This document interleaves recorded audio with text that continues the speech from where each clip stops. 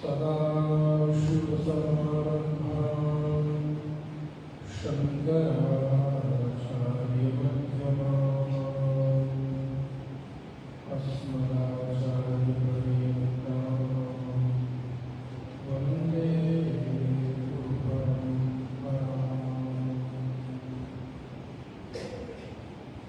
नारायणं नमस्कृत्य नरं चैव नरोत्तमं देवीं सरस्वतीं व्यासं ततो जयमुदीरये। या देवी सर्वभूतेषु स्मृतिरूपेण संस्थिता नमस्तस्यै नमस्तस्यै नमस्तस्यै नमो नमः।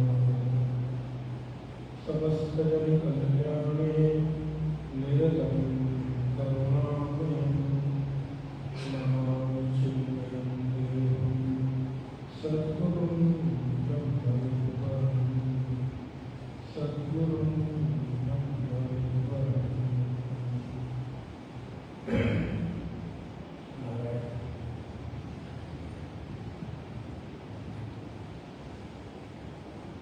आज से हम लोग भगवत्पाद आचार्य शंकर के इस प्रकरण भजगोविंदम पर व्याख्या करेंगे और चिंतन हम लोग प्रारंभ कर रहे हैं। तो हमारे इस भजगोविंदम के ग्रंथ को लेकर यद्यपि हम सब लोगों का बहुत ही विशेष चिंतन रहा है,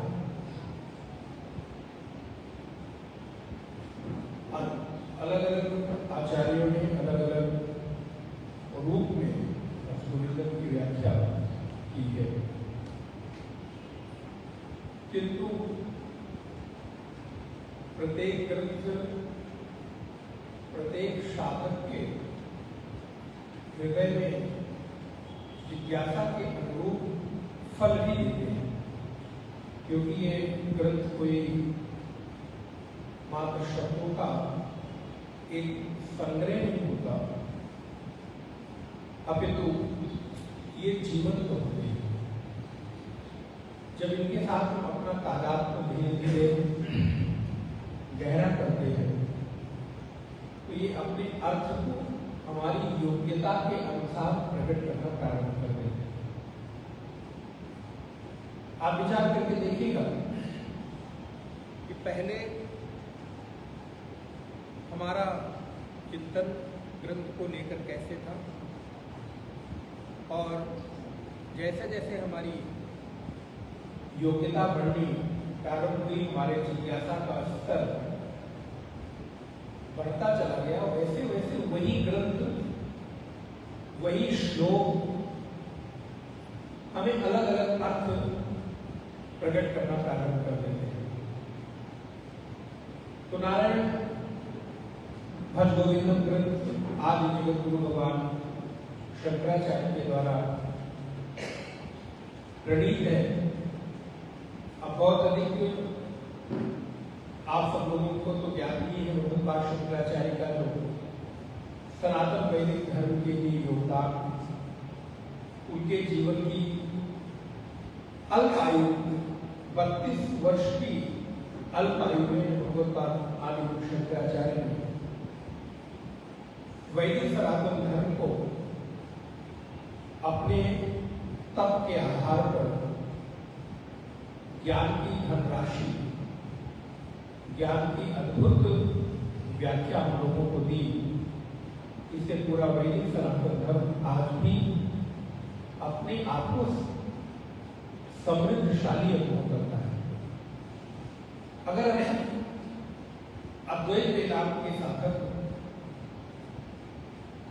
भगवत्पाद शंकराचार्य को अगर अपने जीवन से 1 मिनट के लिए निकाल दें तो हमारे पास कुछ बचता ही नहीं। कोई भी ग्रंथ उठाकर देखें, उस ग्रंथ में भगवत्पाद शंकराचार्य का जो जीवन से जुड़ा हुआ अनुभव और हम अपने लक्ष्य की प्राप्ति किस तरह से किन साधनों के माध्यम से प्राप्त कर सकते हैं, उसका जो उल्लेख है वो अत्यंत गंभीर भी है और सरल भी है। इसीलिए भगवान शंकराचार्य के भाष्य को दो अलग अलग शब्दों के साथ मिलाकर कहा जाता है। भगवान शंकराचार्य के भाष्य के बारे में कहा जाता है कि शंकराचार्य का भाष्य प्रसन्न गंभीर है। आप विचार करके देखिए, 2 चीजें एक साथ, प्रसन्नता भी और गंभीरता भी। क्या संभव है?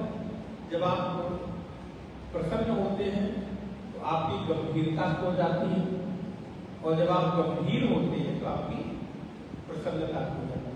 कई बार वो आपके चेहरे से झलक भी जाता है, क्या बड़े गंभीर दिखाई दे रहे वक्त, बोले नहीं मैं तो गंभीर नहीं। फिर व्यक्ति प्रसन्न होने की कोशिश करता है, चेष्टा करता है, नहीं मैं तो बिल्कुल ठीक हूँ, और फिर मुस्कुराता है।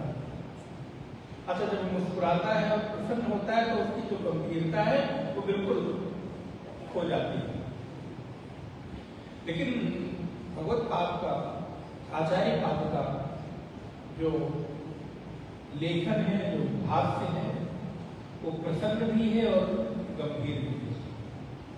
अर्थात साधक जब उसको गंभीरता पूर्वक अध्ययन करता है तो इसके भीतर प्रसन्नता की अनुभूति होती है।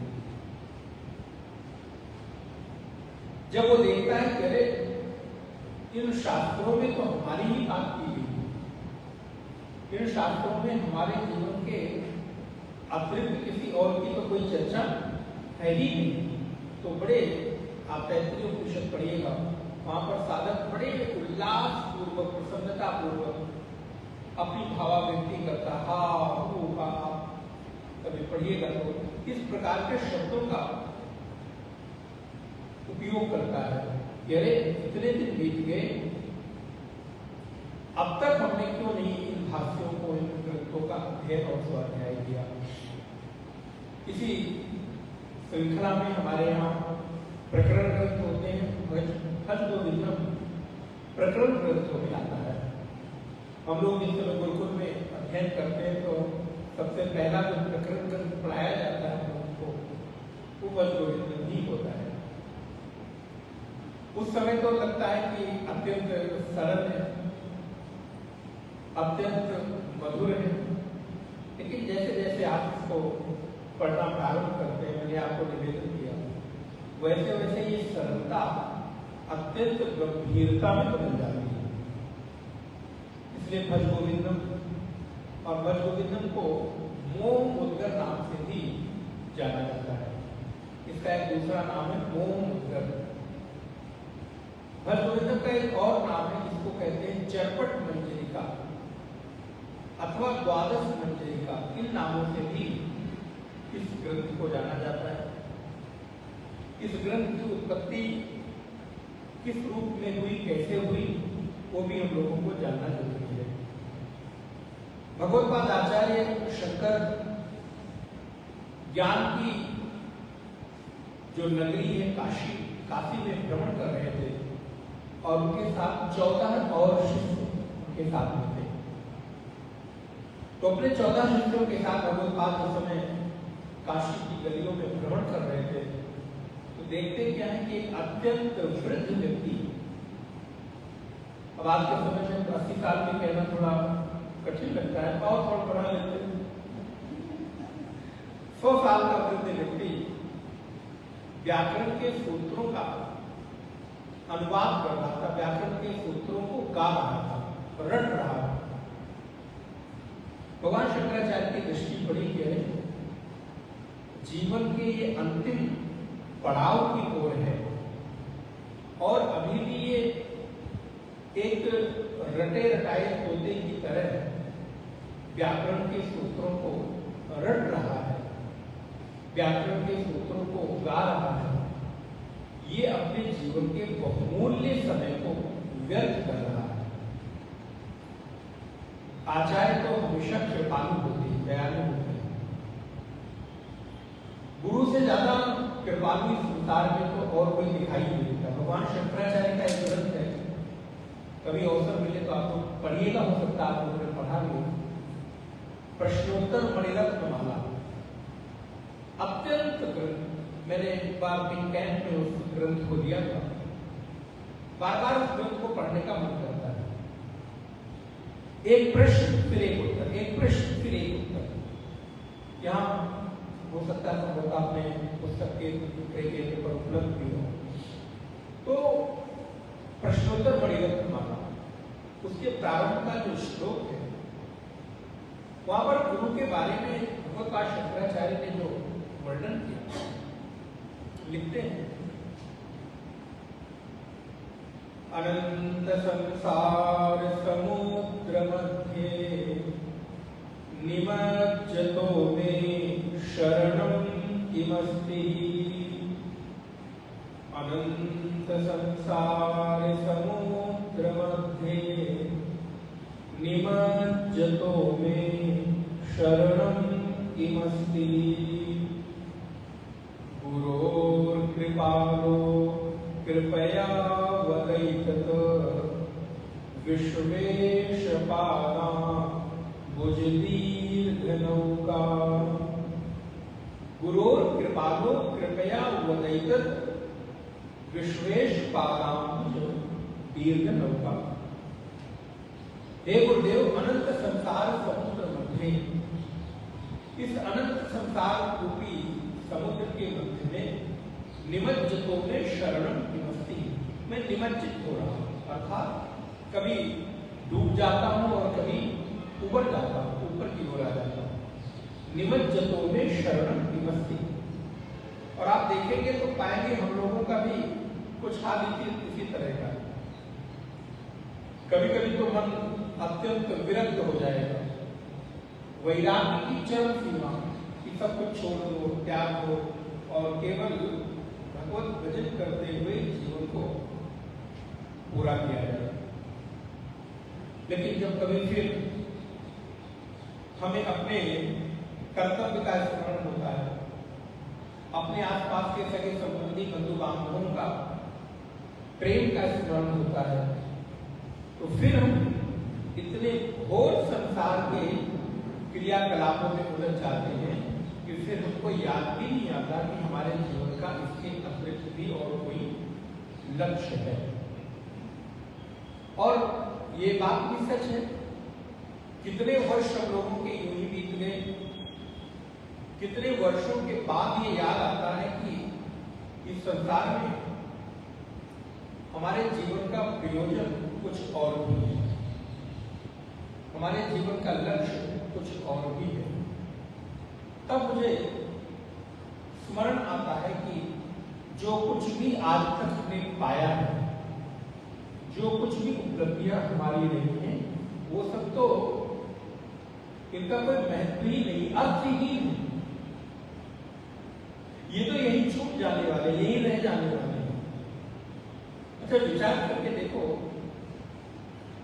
आज आपने अपने आसपास जो कुछ भी एकत्रित किया है, उसमें से कौन सी ऐसी चीज है जो आप साथ ले जा सकते हैं?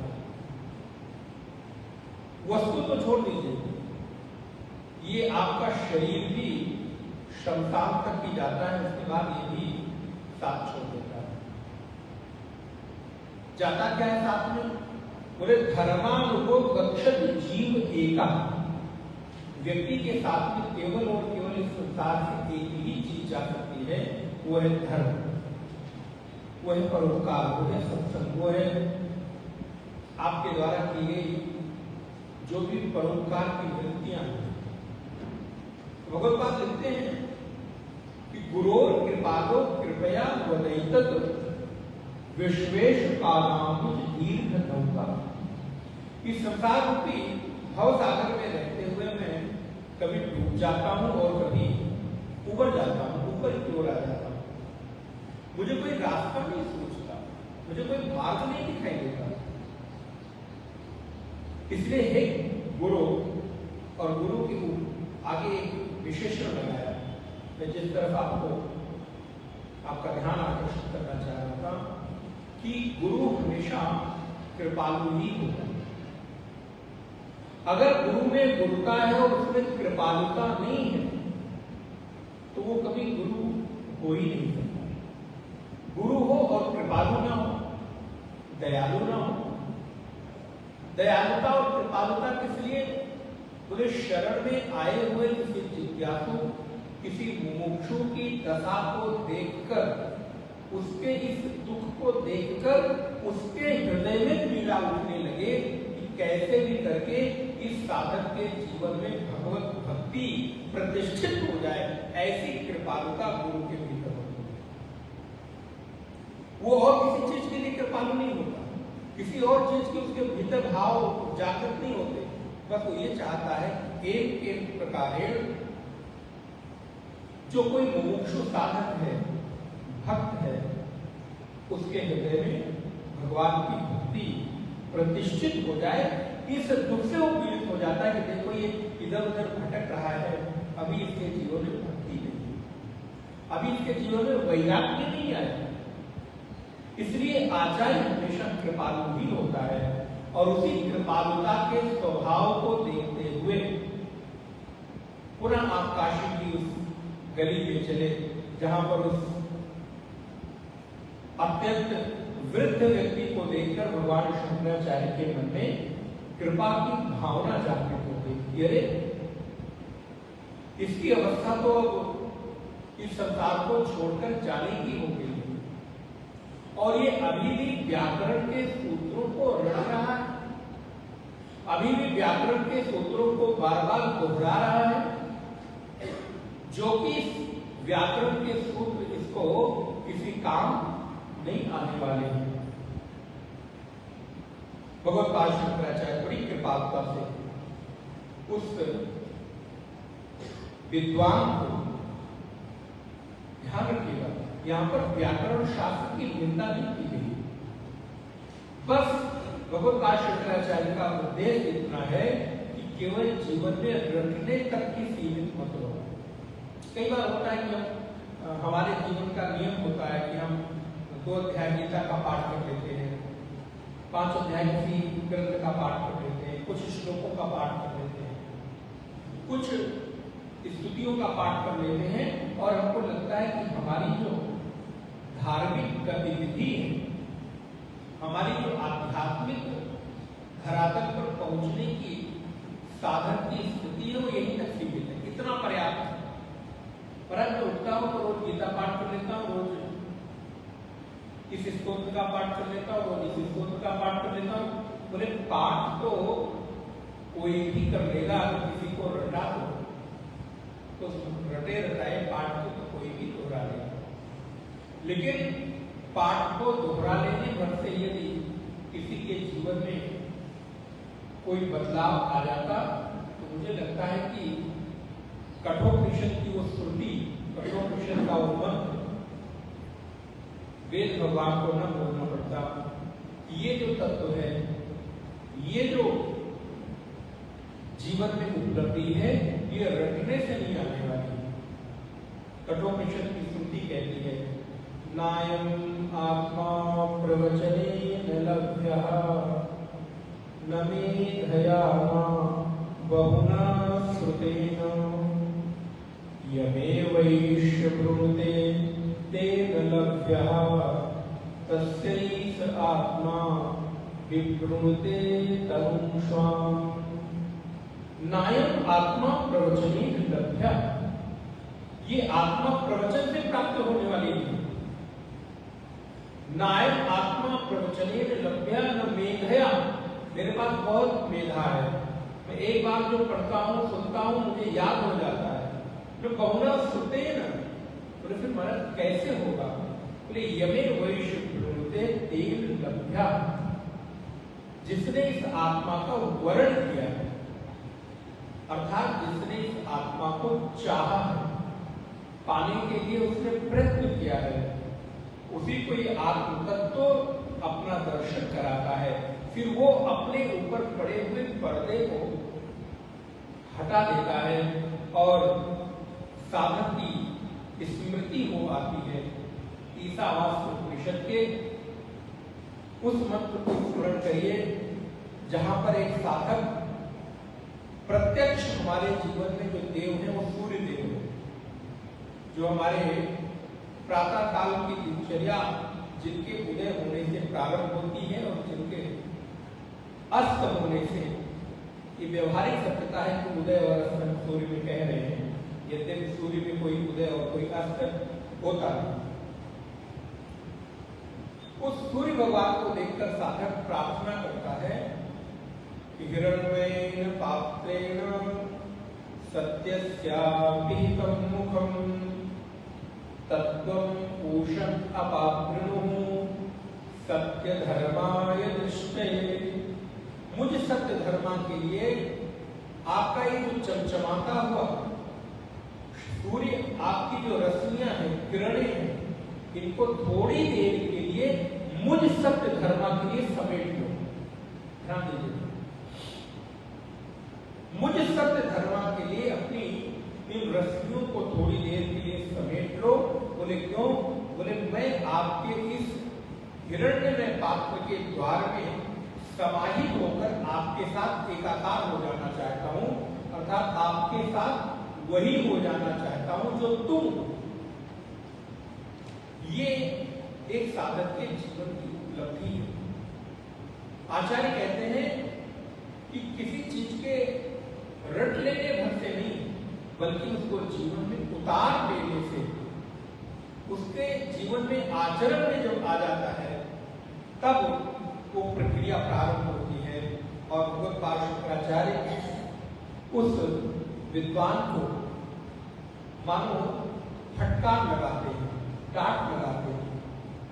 और नारायण गुरु तो डांट लगा ही सकता है, ये कर्तव्य भी है और अधिकार भी है, दोनों। कर्तव्य है गुरु होने के नाते शिष्य को सन्मार्ग पर अनुशासित करने के लिए उसको समय समय पर ठीक करते रहना, सन्मार्ग पर चलाने के लिए उसको व्यवस्थित करते रहना। इसलिए भगवत्पाद का ये कर्तव्य मानकर उन्होंने उस व्याकरण के विद्वान को थोड़ी सी फटकार लगाई, थोड़ा सा डांट लगाई। अरे अभी भी जीवन के अंतिम समय में तुम व्याकरण के सूत्रों का पाठ कर रहे हो, तुम अपने मन को, अपने चित्त को अभी केवल दोहराने में व्यस्त हो, बार बार उन्हीं शब्दों को दोहरा रहे हो जिनको तुमने जीवन भर दोहराया है। अरे अब तो कम से कम उन शब्दों को दोहराना बंद करके अपने मन को केनापि उपायेन मनः कृष्णं निवेशयेत्, किसी भी प्रकार से अपने मन को भगवान श्री के चरणों में, कृष्ण के चरणों में निवेशित कर दो। अब तुम्हारा ये लक्ष्य होना चाहिए। बार बार उन शब्दों को दोहराने से अब तुमको कुछ प्राप्त होने वाला नहीं है। और नारायण भगवत्पाद शुक्राचार्य ने एक बड़ा सुंदर वहां पर गीत गाया है। संस्कृत में गद्य भी है और पद्य भी है, दोनों होते हैं।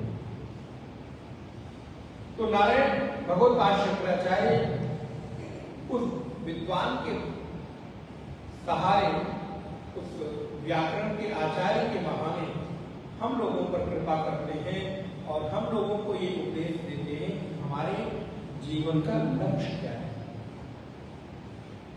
हमारे जीवन का लक्ष्य निर्धारित कर देते हैं। ये भी हमारे ऊपर नहीं छोड़ते कि तुम अपने जीवन के लक्ष्य को निर्धारित करो। मानो भज गोविंदम के माध्यम से आचार्य ने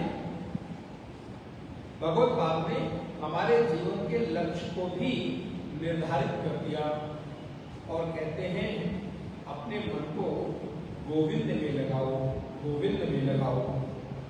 मुझे लगता है आप लोगों के पास, प्राय लोगों के पास ग्रंथ होगा, तो हम लोग 3 श्लोकों का आज पाठ करते हैं और फिर उस पर थोड़ी सी व्याख्या करें। भज गोविंदम भज गोविंदम गोविंदम भज मूढ़मते संप्राप्ते सन्निहिते काले नहीं नहीं रक्षति पुण्यकर्णे भज गोविंदम भज गोविंदम गोविंदम भज मूढ़मते मूढ़ जयी धनाकम कुरु सद्बुद्धि मनसि वितृष्णा यल्लभते निज कर्मोपातम् इत्थं तेन विनोदय चित्तम् भज गोविन्दं भज गोविन्दं गोविन्दं भज मूढ़मते गोविन्दं भज मूढ़मते नारी स्तनभर नाभिवेशं दृष्ट्वा मागा मोहावेशम् एतन्मात्सवसारि विकारं मनसि विचिष्णय वारं वारं भज गोविन्दं भज गोविन्दं गोविन्दं भज मूढ़मते गोविन्दं भज मूढ़मते भज गोविंदम भज गोविंदम गोविंदम भज मूढ़मते। ये जो पंक्ति है प्रत्येक श्लोक में बराबर रूप से आ रही है। सबसे पहले हम देखते हैं कि भज भज माने भजना। भज का अर्थ है तुम किसी भी चीज को जब बार बार दोहराते हो तो हमारे दोहराने की जो प्रक्रिया है तो भजना है। भज सेवायाम धातु से ये शब्द निर्मित होता है, जहां पर व्यक्ति अपने चित्त में किसी एक विषय को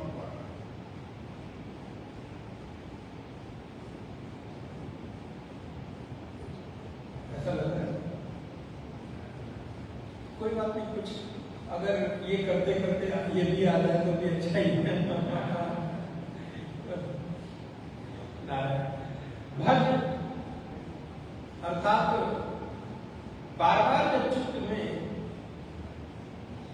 किसी एक चीज को हम दोहराते हैं, उसकी पुनरावृत्ति करते हैं, तो नारायण हमारे चित्त में उस शब्द के संस्कार पड़ जाते हैं। इसलिए भगवान के नाम को बार बार दोहराने की अथवा जब हम संकीर्तन करते हैं, नाम जप करते हैं, तो धीरे धीरे धीरे करके उस शब्द की हमारे चित्त में एक संस्कार पड़ जाता है, गहरा संस्कार पड़ जाता है। इसलिए बार बार तुम दोहराओ, पुनरावृत्ति करो। किसको दोहराओ? कहते गोविंदम गोविंदम गोविंदम। हे मन, तू बार बार गोविंद का भजन कर, गोविंद का स्मरण कर, गोविंद को स्मृति में लेकर आओ। गोविंद कौन है? बोले जो हमारी इंद्रियों के रक्षक है। गो माने इंद्रियां, बुद्ध माने रक्षक, जो हमारी इंद्रियों के रक्षक है, ऐसे उस चेतना का स्मरण करो। गो माने गाय, विंद माने रक्षक, जो गायों के रक्षक हैं, ऐसे गोविंद का स्मरण करो। जो विश्व के समग्र चर और अचर की रक्षा करते हैं, ऐसे गोविंद का स्मरण करो। क्यों स्मरण क्यों करो? हमको क्या मिल जाएगा? क्योंकि व्यक्ति के चित्त में एक प्रश्न स्वाभाविक बनता है, अच्छा इसको करूंगा तो क्या मिलेगा? बिना फल की इच्छा के हम कोई काम करना नहीं चाहते, क्यों करूं? और वेदांत का बड़ा सुंदर सूत्र भी है, प्रयोजनम अनुदिश्य मंदोपि न प्रवर्तते। प्रयोजन के अभाव में मंद से मंद व्यक्ति भी किसी काम में प्रवृत्त नहीं होता। तो क्यों करो? बोले इसलिए करो क्योंकि भगवान के स्मरण से, गोविंद के स्मरण से आपके जीवन के जो भी आध्यात्मिक, आदि दैविक और आदि भौतिक ताप है, उनका समापन हो जाता है, वो नष्ट हो जाते हैं। भगवत्पाद वैदिक व्याकरण के आचार्य को कहते हैं संप्राप्ते सन्निहिते काले। एक एक शब्दों का अर्थ आप देखिएगा। संप्राप्ते सन्निहिते काले, जिस समय तुम्हें उस काल की प्राप्ति होगी, जिस समय इस शरीर को छोड़कर जाने की बेला होगी, नहीं नहीं रक्षक लुंठित करने। ये लुंठित करण, ये जो धातु है, ये व्याकरण, पाणिनि व्याकरण की एक धातु है जिसको वहां से लिया है। तो ये जो तुम धातु पाठ कर रहे हो, आपको मालूम है कोई भी शब्द बिना धातु के नहीं बनता। कोई भी शब्द के पीछे धातु, उसमें विशेषण, उसमें अन्य शब्दों को जोड़कर, प्रत्यय आदि जोड़कर ही शब्द की व्युत्पत्ति होती, शब्द का निर्माण होता है। तो जैसे भज शब्द जो है वो भज सेवायाम धातु से बनता है, अर्थात भज शब्द के भजन करना, दोहराना, ये भी अर्थ है, सेवा करना ये भी अर्थ है। तो एक ही शब्द के कई सारे अर्थ धातु के अनुसार अलग अलग निकलते हैं। तो सब प्राप्ते सब लिखते काले, जिस समय तुमको मृत्यु की बेला प्राप्त होगी, मृत्यु का समय आएगा, तब तुम जो व्याकरण के नियमों का या व्याकरण के सूत्रों का पाठ कर रहे हो, रट रहे हो, वो तुम्हारी रक्षा नहीं करेंगे। तुम्हारी रक्षा कौन करेगा? बोले तुम्हारी रक्षा तुम्हारे द्वारा किए गए साधना और किए गए भजन के द्वारा ही हो सकती है। इसीलिए बड़ी सुंदर बात कही कि व्यक्ति को समय रहते हुए अपने चित्त में उस नाम के संस्कार को इतना प्रगाढ़ कर लेना चाहिए कि आप जाने अनजाने, उठते बैठते, खाते पीते, किसी भी परिस्थिति में नाम जप होता रहे, आपको पता भी न चले। इसी को अजपा जप कहते हैं। आप लोगों ने सुना हो अथवा नहीं सुना है तो सुनना चाहिए और अभ्यास करना चाहिए। अभी तो आप प्रयास करके जप करते हैं, माला पे जप करते हैं, अथवा मुंह से बोलकर जप करते हैं, कोशिश करते हैं कि नाम जप होता रहे। लेकिन एक स्थिति ऐसी भी आती है जिस समय आपको प्रयास नहीं करना पड़ता, बल्कि वो जप अजपा जप हो जाता है। अपने आप ही चित्त के भीतर वो नाम चलता रहता है। आप काम कोई भी करो, भोजन कर रहे हो, टहल रहे हो, बात कर रहे हो, विश्राम कर रहे हो, कुछ भी आप कर रहे हो, लेकिन वो नाम जप अपने आप चलता रहता है। जहां पर आपको प्रयास किए बिना भगवत नाम का स्मरण होता रहे, ऐसी स्थिति को अजपा जप कहते हैं। जहां पर जप करने के लिए आपको अलग से प्रयत्न न करना पड़े। लेकिन ये कब होगा, कैसे होगा? बोले तो बार बार उसी शब्द का हम उच्चारण करते रहेंगे तो हमारे चित्त में इतना गहरा संस्कार पड़ जाएगा कि वो नाम अपने आप चलता रहेगा। और अगर आपने नहीं किया है तो आपको एक उपाय बताता हूं, आप करके देखिए। बोले महाराज करना होता है जितने साल बीत गए कर लेते, बोले नहीं किए तो अब कर लीजिए। एक दिन आपको एक दिन का नियम लीजिए, आप लोग नहीं कर सकते, छोटे छोटे नियम लिया करें। एक दिन का नियम ले, एकादशी का नियम ले लो चलिए, या पूर्णिमा अमावस्या का नियम ले लो, कोई एक तिथि बहाना चाहिए ना। तो एकादशी की तिथि के दिन आप नियम ले लें, एक एकादशी करके देंगे कि हम मौन रहेंगे। मौन तो ऐसा कैसे हो सकता है, मेरे बोले बिना तो हमारा संसार रुक जाएगा, चलेगा ही नहीं, घर में लगेगा कि शांति आ गई है, हम शांति चाहते नहीं है। तो बोले एक दिन एकादशी के दिन आप मौन लेकर केवल और केवल नाम जपें, जितना अधिक हो। आप देखेंगे दिन भर तो आपने नाम जप किया है, प्रयास करते, लेकिन जब रात्रि को आप सोएंगे ना तो नाम जब अपने आप चलेगा और प्रातः काल उठेंगे तो आपको लगेगा हम उसी नाम के साथ उठे। हो सकता है कुछ साधक यहाँ बैठे भी हों जिनकी अनुभूति हो, जैसी साधना करते भी हो और न करते हो तो करना चाहिए। रात्रि को सोते समय हम जिस चित्त वृत्ति के साथ सोते हैं वेदांत का विषय, उसी चित्त वृत्ति के साथ हम प्रातः काल जागृत भी होते हैं। अर्थात हमारी लीयमान वृत्ति और उदीयमान वृत्ति जो होती है उसके बीच का समय भी उसी वृत्ति में हमारा बीतता है। इसीलिए तो कहते हैं कि जो महात्मा लोग हैं, साधक लोग हैं, उनका प्रत्येक समय भजन में बीतता है, क्योंकि उनकी प्रत्येक चित्त वृत्ति में नाम चलता रहता है, प्रत्येक चित्त वृत्ति में जप चलता रहता है। आत्मा तुम गिरजामति सहचरा प्राण शरीरम गृहम् पूजाते विषयोपभोग रचना निद्रा समाधि स्थिति। निद्रा भी कैसी है, बोले वो समाधि है, निद्रा निद्रा नहीं, जो निद्रा नाम के साथ आती हो, जो निद्रा जप के साथ की जाती हो, वो निद्रा निद्रा थोड़ा है।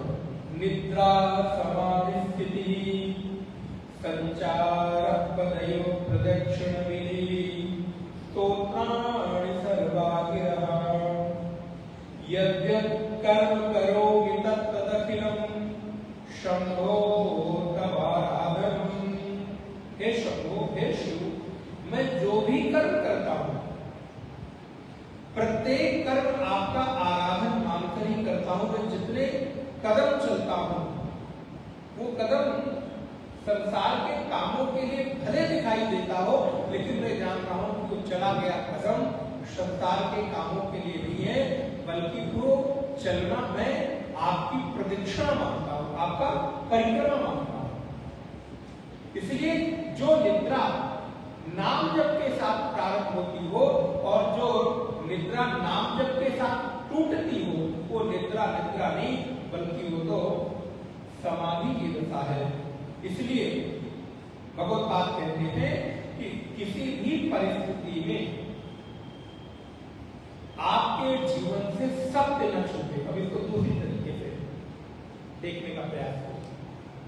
भज गोविंदम, गोविंद अर्थात सत्य, परम सत्य, जिसे भागवत जी ने कहा सच्चिदानंद रूपाय विश्वोत्पत्त्यादि हेतवे तापत्रय विनाशाय श्री कृष्णाय वयं नमः। तो जो परम सत्य है वो गोविंद है, वो कृष्ण है। तो जिस समय प्रतिक्षण आप गोविंद गोविंद गोविंद का स्मरण करेंगे, नाम जप करेंगे, तो तात्पर्य है कि आपके जीवन से सत्य कभी भी विलुप्त ना होने पाए। प्रत्येक परिस्थिति में आपका जो चिंतन हो वो सत्य का हो। आप प्रत्येक स्थिति में जहां जहां भी आपकी दृष्टि जाए वहां वहां उस सत्य की ही दृष्टि होनी चाहिए। आपकी दृष्टि सत्य से ओतप्रोत होनी चाहिए। जित देखूं तित श्याम भई, जहां देखता हूं वहां मेरे परमात्मा का ही स्वरूप दिखाई देता है। इसलिए संप्राप्ते सन्निहिते काले, जिस समय तुम्हारी अंतिम स्थिति आए, मृत्यु की स्थिति आए, उस समय वहां पर भी तुम्हें उस गोविंद का ही स्मरण बना रहे।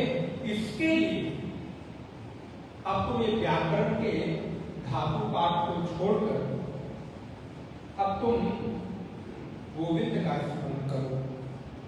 संप्राप्ते सन्निहिते काले। अच्छा, ऐसा तो कोई है नहीं जो इस संसार में आया हो और उसको जाना ना हो।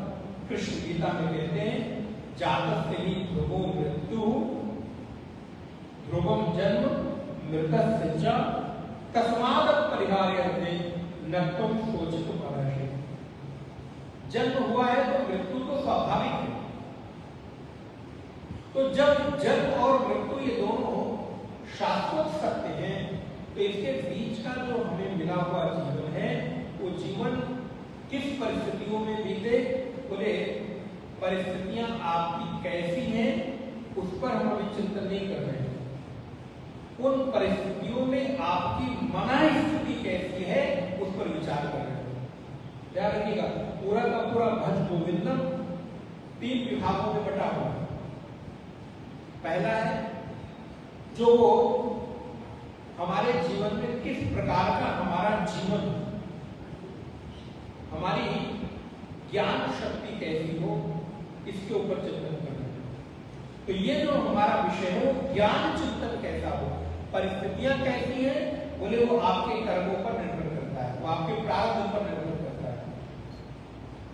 लेकिन उन परिस्थितियों के बीच आपकी जो मन स्थिति है वो कैसी होनी चाहिए, आपकी जो ज्ञान शक्ति है वो कैसी होनी चाहिए, इस पर विचार किया गया है।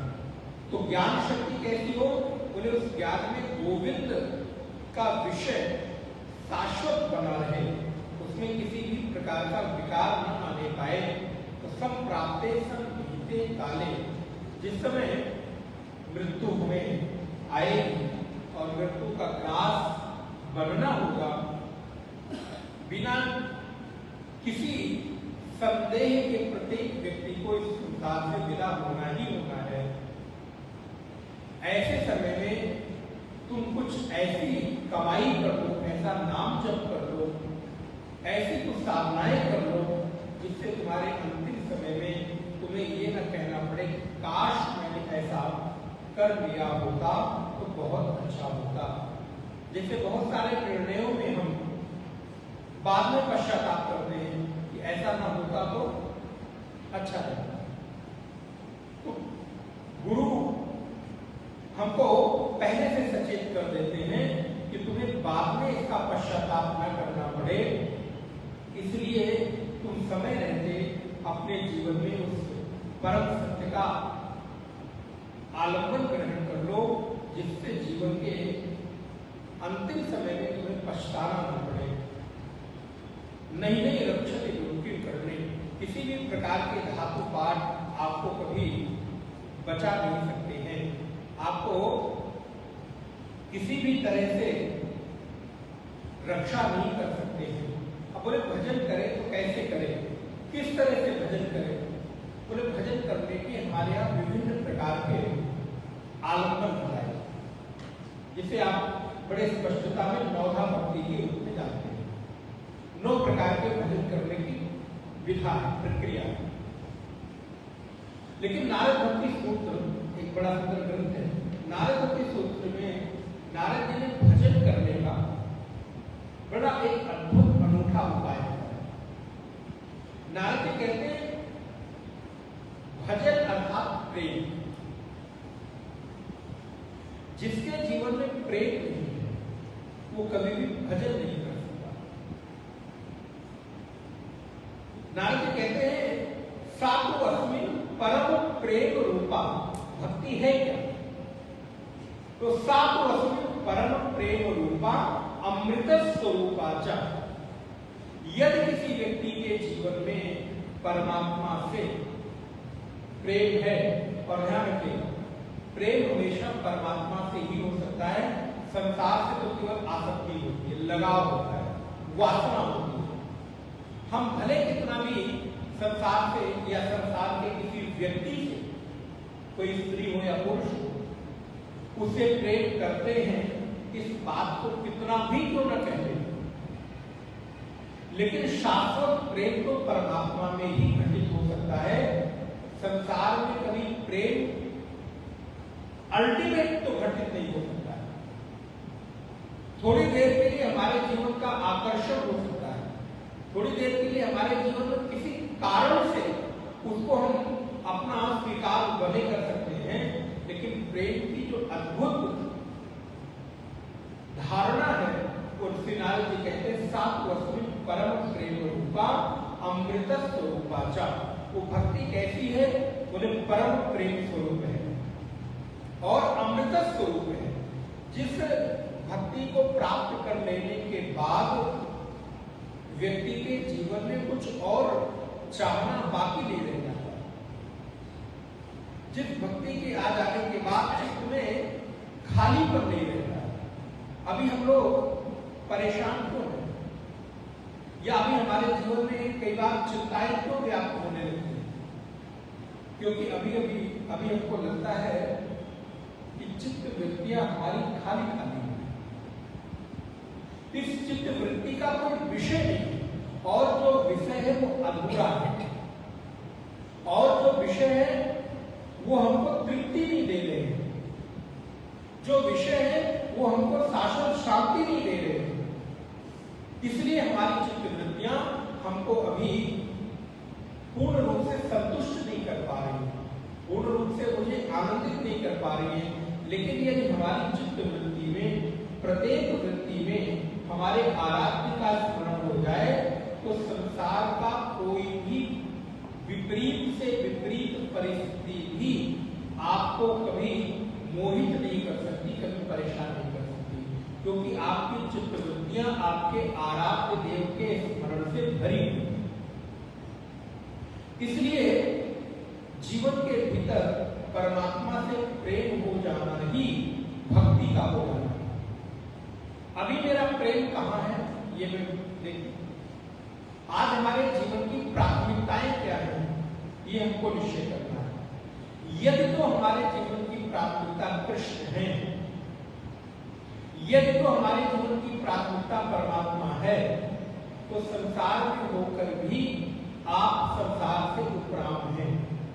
लेकिन यदि आपकी प्राथमिकता में अभी भी संसार ही बसा हुआ है, तो आप साधक होकर भी साधक होने के स्वभाव से वंचित रह जाएंगे, क्योंकि आपकी प्राथमिकता अभी भी कहीं ना कहीं वही संसार है जिस संसार से उपराम होने की बात कही जाती है। इसलिए भगवत बात कहते हैं कि मृत्यु के समय में आपकी स्मृति क्या बनती है। जिस समय आपके जीवन में कोई विपरीत काल आता है, विपरीत परिस्थितियां आती हैं, आप किसका स्मरण करते हो? अंतिम समय को तो छोड़िए, आज अगर आपके जीवन में कोई विपरीत प्रतिकूल परिस्थितियां आती हैं, तो आप किसको अपना आधार मानते हो, किसको आप पुकारते हो? अर्थात आप अपने जीवन की समस्या का समाधान कृष्ण में खोजते हो कि संसार में खोजते हो? ये एक पैमाना है। आज भी यदि हमारे जीवन में किसी तरह की विपरीत प्रतिकूल परिस्थितियां आती है, तो हमारे जीवन का समाधान संसार है कि परमात्मा है? यदि तो परमात्मा है, तो ये मान के चलो कि आपके जीवन में उसकी प्राथमिकता है। लेकिन यदि आज आप अपने समाधान को कहीं संसार में खोजते फिरते हैं, तो कहते तो आप परमात्मा हैं, लेकिन परमात्मा में भी निष्ठा जगी, निष्ठा हुई नहीं। कहने के लिए हम जरूर कहते हैं, क्योंकि अगर हमारी निष्ठा उस परमात्मा में हो गई होती तो समाधान भी हम वहीं पर खोजते। लेकिन कहते तो हैं, लेकिन समाधान खोजने की जब बारी आती है तो संसार के किसी व्यक्ति में, परिस्थिति में, वस्तु में मैं वो समाधान खोजने के लिए जाता हूँ। तो आचार्य कहते हैं कि आपके जीवन का समाधान कृष्ण होने चाहिए, संसार नहीं होना चाहिए। और इसलिए मूढ़ जयी धनागम तृष्णा।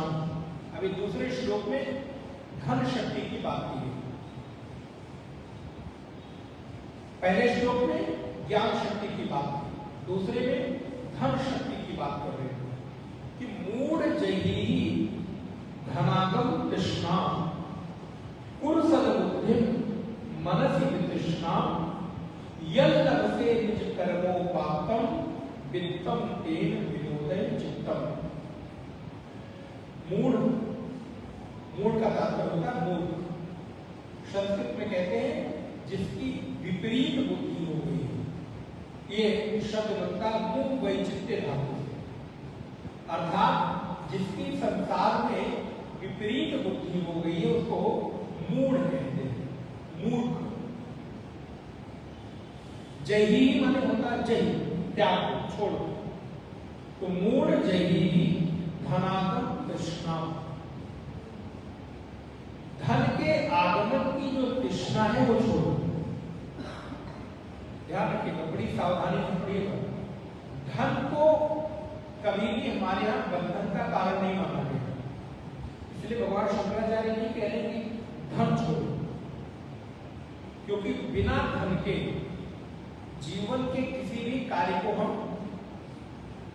कर नहीं सकते। आज आप यहाँ बैठकर सत्संग भी यदि कर रहे हैं तो इसमें भी आपकी मेहनत, आपका परिश्रम, आपका संकल्प ये काम को कर रहा है, लेकिन इसके पीछे भी कहीं ना कहीं जब तक की व्यवस्था नहीं होगी तब तक आप बैठकर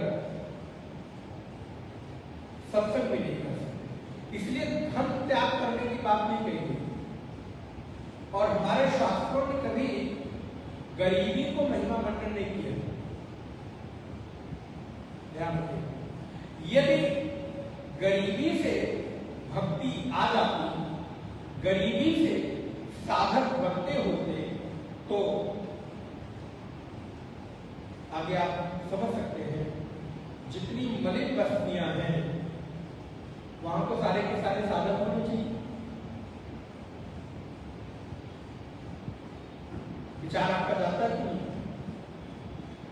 इसलिए धन हमारे साधना में बाधक नहीं है।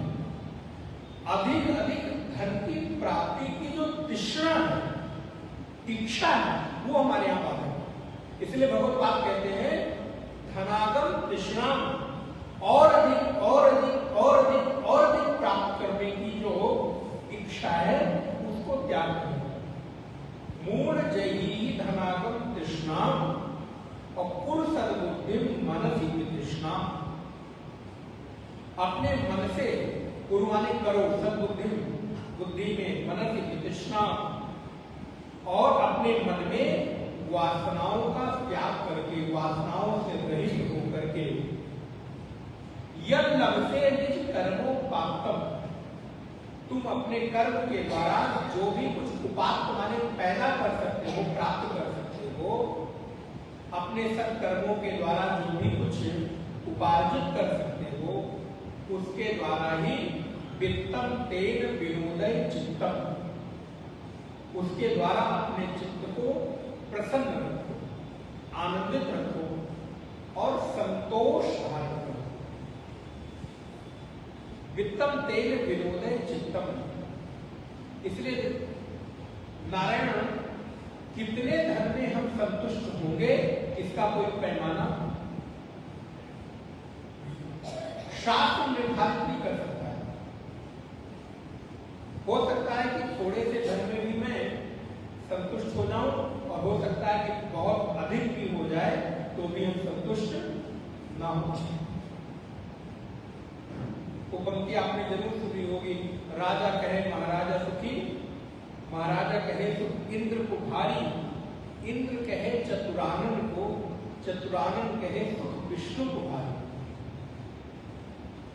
जिसके पास थोड़ा है वो बड़े और बड़े वाले को सुखी मानता है, वो अपने से ऊपर, वो अपने से ऊपर। इसलिए धन हमारे जीवन में सुखी होने का पैमाना नहीं हो सकता। कितने धन से मैं संतुष्ट होगा आप बता दीजिए महाराज जी। बोले ये कोई भी नहीं बता सकता कि आप कितने धन से संतुष्ट होंगे।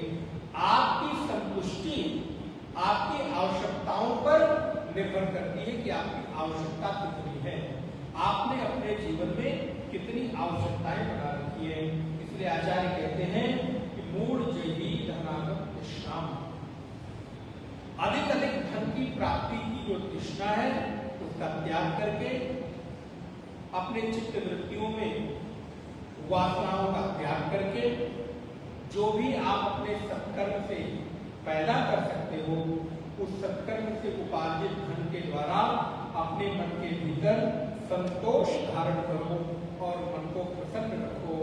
भज गोविंदम भज गोविंदम गोविंदम भज मूढ़। आपके सबके सामने अगली